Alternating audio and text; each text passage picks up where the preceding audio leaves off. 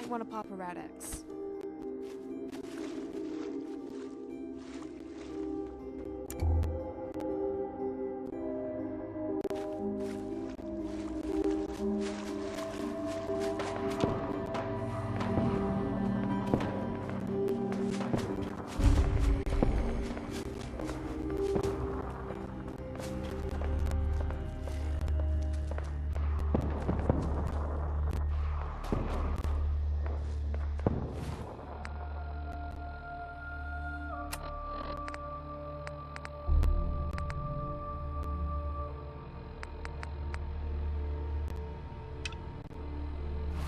Oh, it's gonna be fun killing you.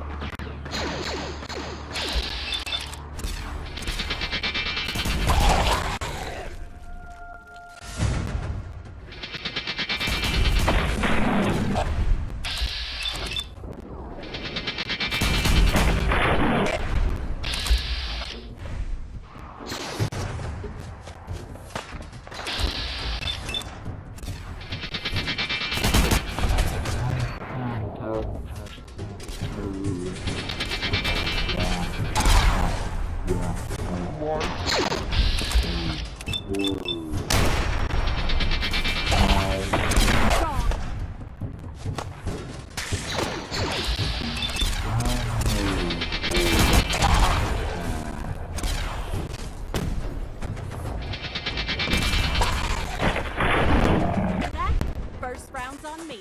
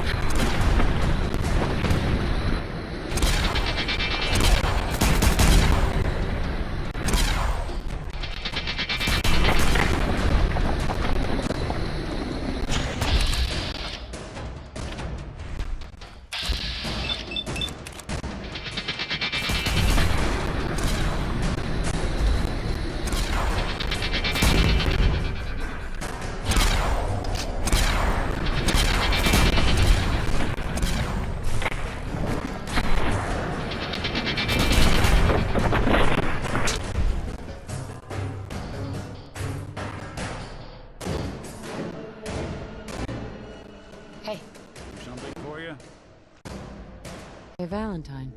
You got time to talk now? What's wrong? Wrong? Oh no, nothing's wrong. We've just been traveling a while now, and I figure there hasn't exactly been equitable distribution of information. I've gotten a decent glimpse into your dirty laundry, but you still don't really know a whole heck of a lot about me. I figured I'd offer to balance the board. So, is there anything you want to know? What's with the outfit? After I started the agency, it just seemed like the sort of thing a detective ought to wear. I got some old memories, pre-war, faded to all heck.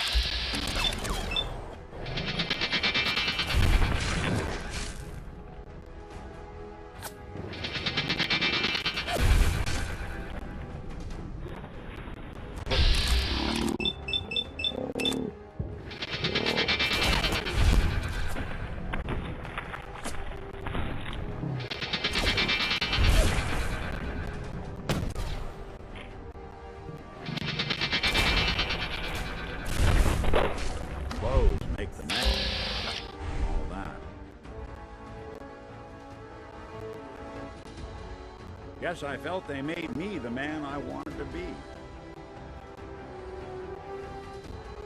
So, who are you, Nick?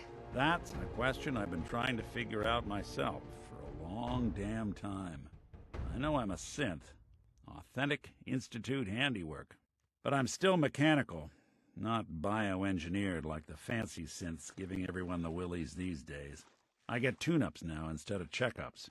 But my memories, my personality, they're all lifted from some cop who volunteered for an experiment back before the war.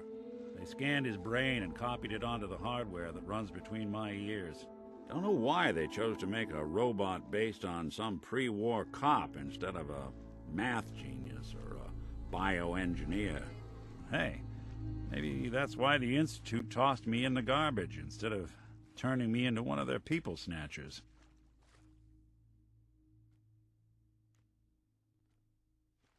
Wait, what? You're a robot?